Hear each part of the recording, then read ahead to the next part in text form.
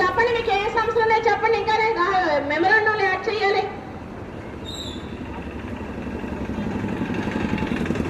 చెప్పండి ఇంకేమున్నాయో.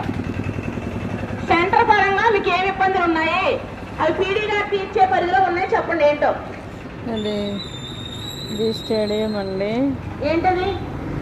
So friends, ఇక్కడ నేను జిరాక్స్ సెంటర్కి వచ్చాను అనమాట.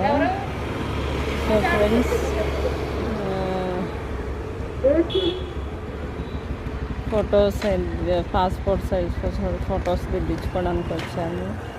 సో ఇక్కడ స్టేడియం దగ్గర కలెక్టర్ ఆఫీస్ దగ్గర మీటింగ్ జరుగుతుంది. Anganwadi centre meeting. అంగన్వాడీ వాళ్ళు ధర్నా చేస్తున్నారు. సో అంగన్వాడీ టీచర్ మా పెద్దక్క గదివారగూడెం కామారకోట మండలం. సో వీళ్ళు సమస్యల మీద ధర్నా చేస్తున్నారు. సో ప్రతి ఒక్కరు స్పందించండి, షేర్ చేయండి, కామెంట్ చేయండి, సబ్స్క్రైబ్ చేయండి ఫ్రెండ్స్. సో వాళ్ళు ఎంతో కష్టపడుతున్నారు కానీ జీతాలు పెంచట్లేదు.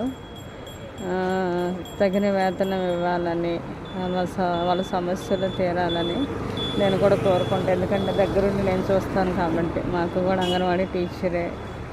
సో ఫ్రెండ్స్, ఎండలోనే పాపం కూర్చొని వాళ్ళు ధర్నా చేస్తున్నారు. సెంటర్స్ వేరు.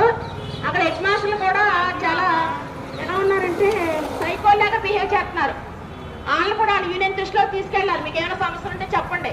కొంతమంది ఇప్పుడు అమ్మాయిని సిమెంట్ చేస్తామన్నాడంట, 18,000 అవుతుందండి. ఎందుకు చేయించాలి సిమెంట్? చెప్పండి. చాలా సమస్యలు ఉంటున్నాయి. అలాంటి అంగన్వాడీ వాళ్ళ సమస్యల మీద ధర్నా చేస్తున్నారు. అదే నేను పనుండి వచ్చాను, పాస్పోర్ట్ సైజ్ ఫొటోస్ దిద్దించుకోవడానికి.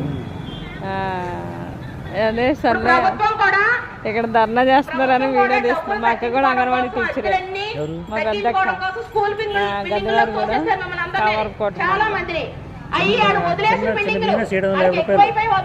రోజుకు 150 కమిషన్, 150 నుంచి 4,000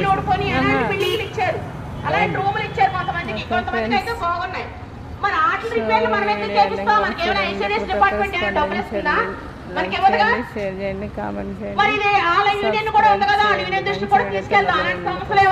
చెప్పండి. ఎందుకంటే ఇబ్బందులు పెడతారు. ఈజీగా